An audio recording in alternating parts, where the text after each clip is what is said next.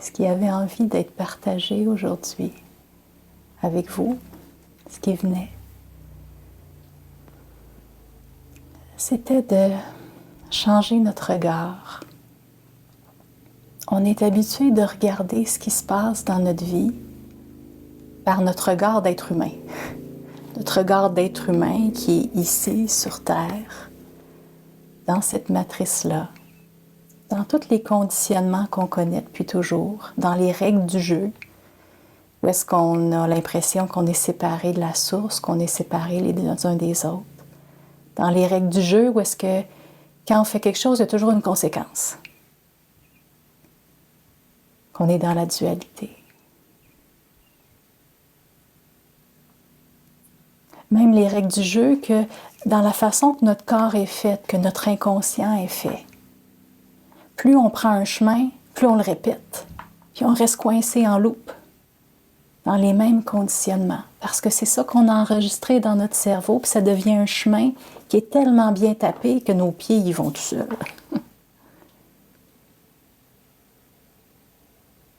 Ça, c'est le regard habituel qu'on a appris à avoir. Puis aujourd'hui, j'avais envie qu'on regarde, et si on regardait à partir des yeux de l'âme, de notre âme, ça ressemblerait à quoi? Qu'est-ce que ça changerait?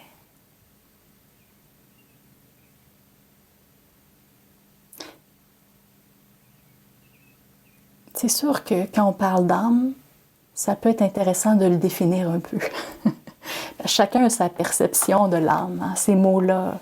L'âme, l'esprit, le soi supérieur, la présence je suis, le soi divin. Hein, tous ces beaux mots-là, on devient des fois un peu mêlé. On ne sait plus qu'est-ce qui veut dire quoi. Selon les gens, ils ne les emploient pas de la même façon. Fait que j'avais envie de vous parler, moi, de la façon que je le perçois, de l'enseignement que j'ai reçu de Satmindo, qui, pour la première fois, c'est un enseignement qui a vraiment fait du sens à tous les niveaux, au niveau de l'âme. Et je vous invite juste à voir qu'est-ce qui résonne en vous. Si ça ne résonne pas, tassez-le, il n'y a aucun problème. Mais quand moi je parle d'âme, c'est profondément divin. En son centre, l'âme est pure conscience et pur amour. C'est comme ça part de la source qui est complètement ouvert, aimant, lumineux, partout, tout. Et de ce grand soleil-là, il y a des rayons qui se détachent. C'est le même soleil, c'est la même source, c'est juste qu'elle s'individualise d'une certaine façon. Donc, au cœur de notre âme, il y a la source, au complet, dans la semence de notre âme. Et ce rayon-là, de source qui s'individualise, tout comme la source a pu faire toutes sortes de créations, cette petite semence-là peut commencer à se projeter dans la création, dans les différents plans de conscience. Comme si, dépendamment des règles du jeu de la dimension, du niveau de vibration, elle va se créer un véhicule qui va la transporter, qui va lui permettre d'expérimenter ce niveau-là, cette création-là, cet univers-là. Comme des habits qu'on mettrait. Quand il fait chaud, je mets un bikini. Puis quand je m'en vais en Alaska, je mets plusieurs couches. C'est pas la même densité, c'est pas le même habit. Ben, c'est la même chose. Donc, quand on arrive ici dans cette densité-là, très grande sur Terre, on a un corps très dense.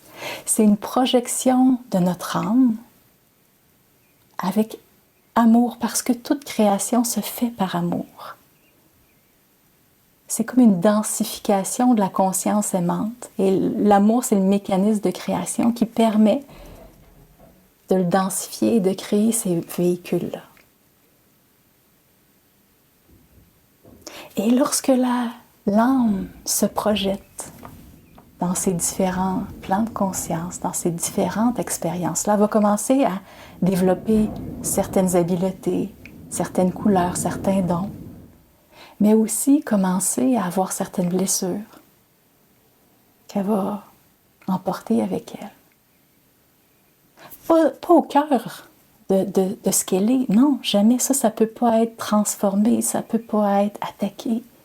Non, dans les différents plans de conscience où ça se crée, comme s'il y avait des agglomérations qui se formaient autour. Comme dans nos plans de conscience, où est-ce que la densité est forte, où est-ce que la causalité est forte. C'est là qu'on parle de karma. Que nos actes ont des conséquences et qu'on traîne avec nous ces conséquences-là, ces densités-là, jusqu'à temps qu'on les annule, jusqu'à temps qu'on les balance, puis que ça puisse se libérer. Donc, il y a beaucoup de gens qui parlent de l'âme comme quelque chose de lourd parce qu'il y a plein de karma. Mais de voir comment c'est simplement des choses qui se sont greffées à l'âme, mais qui n'est pas ce qu'elle est fondamentalement. En tout cas, pour moi, c'est ce qui fait le plus de sens et ce qui résonne le plus en moi quand on parle de l'âme.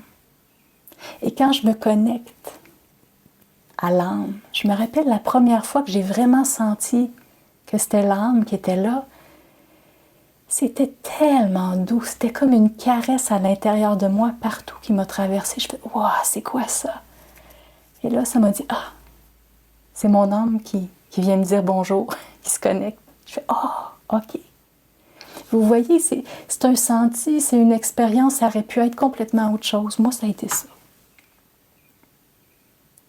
Puis après ça, quand on nourrit ce lien-là, quand on se rappelle de voir à travers les yeux de notre âme, et pas juste à travers nos yeux humains, quand on se rappelle, on se reconnecte, il y a un lien qui s'approfondit de plus en plus.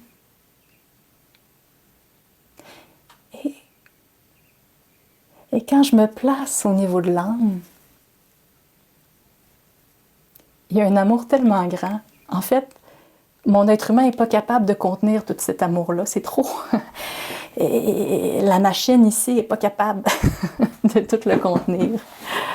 Pour l'instant. Je ne sais pas si un jour elle va être capable, mais en tout cas, pour l'instant, elle n'est pas capable. Mon système nerveux, il pèterait aux frettes. Mais, quand je touche à cette pureté-là et cet amour-là divin au cœur de mon âme, et que je regarde mon être humain à travers ce regard-là, c'est tellement aimant. Il n'y a aucun jugement. Il y a de la pure compassion. C'est comme un parent amoureux fou de son enfant, inconditionnellement. Alors quand je commence à prendre ces yeux-là, à regarder mon vécu, mes émotions, mes pensées, mes expériences, à partir de ce regard-là, il y a comme un espace vraiment aimant qui peut commencer à venir entourer toute mon expérience. Et du coup, je peux commencer à l'apprivoiser, à libérer, parce que je ne suis pas en lutte.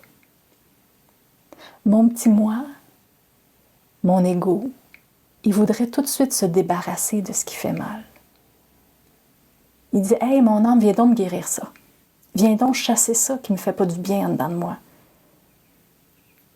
C'est pas de même, ça marche. Quand vous regardez l'âme qui, elle, est éternelle, la vie de Christine, c'est quoi? C'est ça. C'est juste ça, un claquement de doigts. Ah, c'est pas la même gravité si j'ai mal.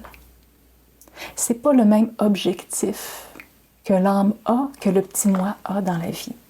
Le petit moi voudrait se débarrasser du malaise, il voudrait chasser ça, il voudrait être guéri, il voudrait être bien, tout de suite.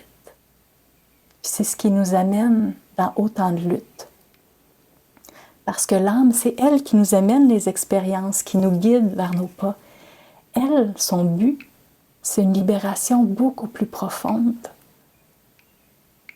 un amour beaucoup plus stable, une reconnexion avec ce qu'on est profondément. C'est ça qu'elle cherche, de se libérer du karma qui nous tire vers le bas, en se libérant des expériences qui sont coincées, dans lesquelles on tourne en rond.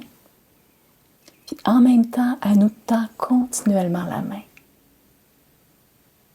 pour qu'on revienne s'unir à la source, pour qu'on reconnaisse qui on est profondément.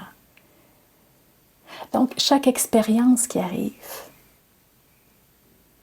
si je me place dans le cœur, dans les yeux de l'âme, c'est une occasion pour avancer,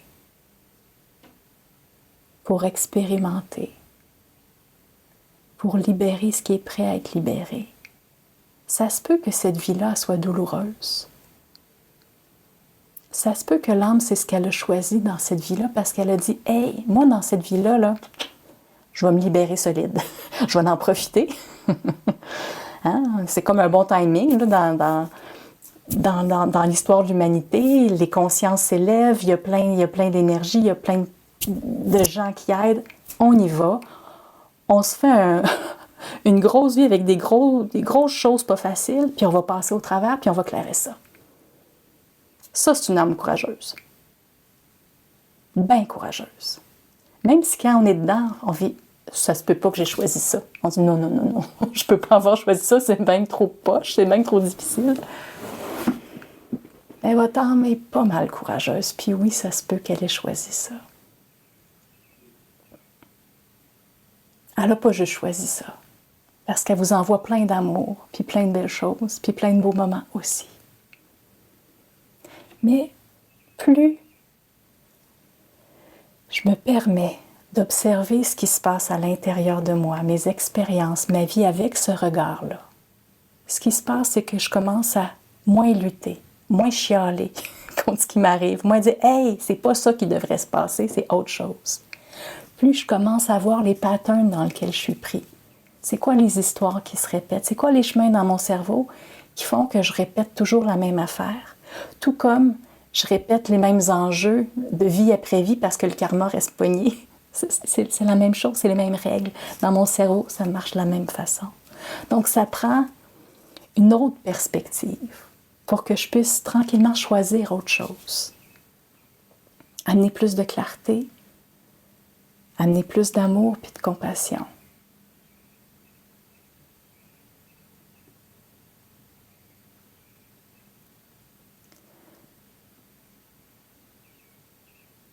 La première des choses pour pouvoir faire ça, c'est de s'arrêter puis accueillir ce qui est là. Arrêter de vouloir autre chose que ce qui est là. C'est facile à dire, je sais. Mais quand on arrête, on prend un pas de recul, puis on est avec ce qui est là, même si ça fait mal. On est déjà en train de changer quelque chose. Je suis déjà en train de changer mon mécanisme où je me débat, où j'évite, où je m'attaque, où j'attaque l'autre. Je suis déjà en train de faire autre chose, je suis en train de rien faire. C'est énorme. Voyez comment juste ça, c'est beaucoup. Ça ne veut pas dire que la souffrance part, mais ça veut dire que je suis en train de réorganiser à l'intérieur de moi ma réponse.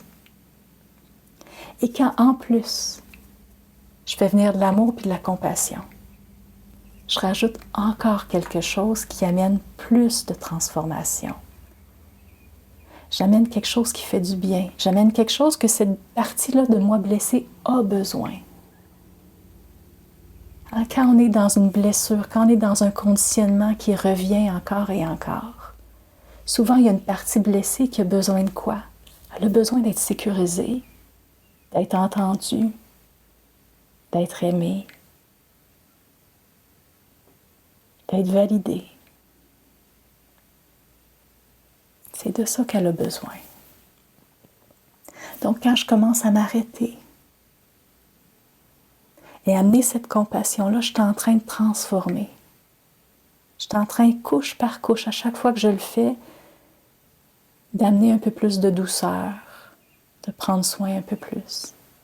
Et quand je me connecte à mon âme, quand je me rappelle que j'ai une âme qui est en train de me faire vivre ça, qui est en train de me guider pas à pas pour que ça ouvre, que je me libère, bien, tout d'un coup, je peux commencer à sentir qu'il y a vraiment une présence aimante qui est là, qui a toujours été là, même si je ne le voyais pas, même si j'en étais pas consciente, parce que je voyais à travers les yeux de mon humain, puis je voyais juste ce qui me manquait, puis ce qui faisait mal. Et quand je recommence à me connecter à mon âme, puis à voir que cet amour-là a toujours été là, je suis encore en train de transformer un peu plus en profondeur le conditionnement qui était là. Puis en même temps, je suis en train de m'aligner avec les espaces les plus élevés de mon être. Je suis en train de commencer à vibrer plus élevé. Et lorsque je vais là, ça m'aide encore plus à guérir, à me libérer, à lâcher.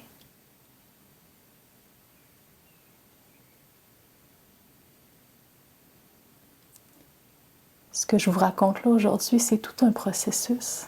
Je le sais. Puis je suis très consciente que bien souvent on peut se dire « Ouais, mais là, c'est-tu mon âme? C'est-tu mon âme? Ou c'est-tu moi? C'est-tu mon ego? C'est quoi qui me jase? » Souvent, c'est pas clair. Je le sais. Mais ça vient avec le fait de s'arrêter puis d'accueillir ce qui est là. Parce que plus je me dépose, j'accueille, j'observe, je prends un pas de recul, plus je commence à voir clairement c'est quoi les conditionnements qui se répètent en boucle. Il y a ça de bien, ils se répètent tout le temps. Fait qu'à un moment donné, on finit par les connaître. Donc déjà là, je peux commencer à voir, non, ça c'est pas mon âme. Ça c'est le conditionnement qui s'est agrippé. Ça c'est la partie qui a mal. Quand c'est bien sérieux aussi, quand là, ça devient super grave, là, mais là, c'est ça qu'il faut que je fasse ou c'est pas ça, puis là, si je fais pas ça, je me libérerai pas, puis là, je pourrai pas guérir, puis là, c'est Quand ça devient de même, c'est l'ego. C'est l'ego qui voit ça compliqué. L'âme, elle, je vous l'ai dit, c'est un claquement de doigts. Si ça se fait pas là, ça va se faire dans la prochaine vie. Sinon, ça va être l'autre d'après. Il y a l'éternité, il n'y a pas de temps. Puis il y a un amour continuel. Donc, c'est pas grave. C'est l'ego qui trouve ça grave. Déjà là, ça nous donne des petits indices. Puis quand on est perdu, quand on ne sait plus où regarder, quand notre mental prend le dessus, je vous invite à vous déposer. Puis à juste suivre le chemin de l'amour. C'est le chemin le plus sûr. Il nous ramène toujours à la source.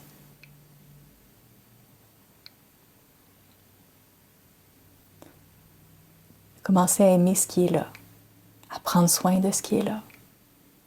Commencez à voir qu'il y a de l'amour dans toutes les petites choses, même quand ça fait mal.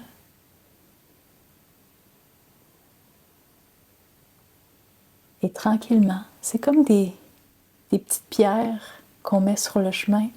À un moment donné, on regarde en arrière, on fait « Ah, mon Dieu, j'ai tout fait ce chemin-là, en suivant ces traces-là, en suivant cet amour-là, pas après pas. » Je vous dirais, c'est le chemin le plus sûr.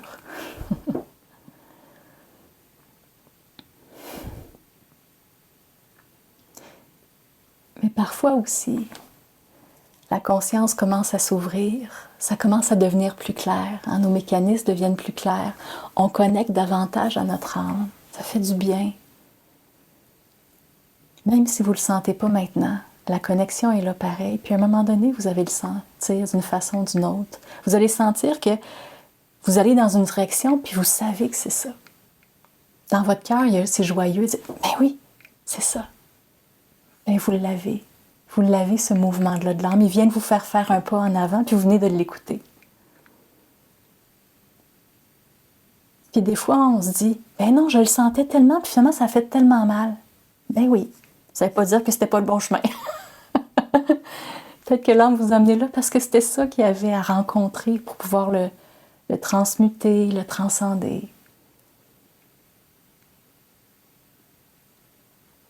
Mais des fois, quand ça commence à devenir plus clair, il y a un processus un peu subtil qui peut commencer à se mettre en place, qu'on appelle l'ego spirituel. On commence à à sentir plus de choses, à voir plus clair. Puis là, on commence à se trouver un peu bon. On passe pas mal tout par là. On commence à voir qu'on voit plus clair que les autres. Puis là, on commence à parler avec des grands mots. Puis à vouloir donc être spirituel. Puis vouloir donc montrer qu'on est spirituel. On a l'impression que c'est ça qu'il faut qu'on fasse. Parce que c'est ça qu'on est. C'est juste une autre identification qui se met en place. Plus subtile, plus raffinée que les autres d'avant. Mais c'est encore quelque chose auquel on s'agrippe. Quand on s'en rend compte, ça aussi, on peut le laisser aller. Avec les yeux vraiment aimants puis compatissants de l'âme qui dit « Ben oui, ma chouette, c'est normal. Tu peux lâcher. C'est pas ce qu'on est. » Puis quand on est dans cet espace-là, ça nous arrive, on sent le désir d'être au service, d'être aimant, de servir la source. Puis là, on veut donc en faire. C'est pas rare qu'on a l'impression que pour racheter son karma, pour pouvoir vraiment se libérer, il faut qu'on soit vraiment fin tout le temps, qu'on soit vraiment aimant tout le temps. Mais l'âme, c'est pas nécessairement là qu'elle nous envoie. Parce que des fois, ce qu'on a le plus besoin, c'est de dire non. Parce que des fois, c'est ça. L'amour qui émane a besoin d'émaner puis de prendre soin du corps qui est fatigué, du corps qui est bouleversé. Ouais, le besoin d'apprendre à dire non, même si c'est épeurant ou que ça nous brasse. Ou des fois, on a besoin d'apprendre à dire oui, ça dépend des gens. Mais si je dis ça, c'est juste pour vous montrer qu'il n'y a aucun chemin tracé d'avance. On a l'impression qu'on sait, mais on ne sait pas en tout. Quand on s'abandonne à l'âme, ça peut changer dans la journée, ça peut nous envoyer dans différentes directions, des directions que, ben voyons, qu'est-ce que je fais là? C'est juste après, on regarde en arrière, on fait « Ah, ben oui, ça m'a appris, ça m'a libéré, ça m'a fait avancer, c'est bien génial. » Même si sur le coup, on ne comprenait rien. Le mental, il n'est pas dans le coup, lui. Quand on suit l'âme, quand on se laisse porter par ces mouvements-là, c'est là qu'il y a moins de souffrance parce qu'on est moins en résistance, puis que le chemin y avance, qu'on le voit, qu'on le sent.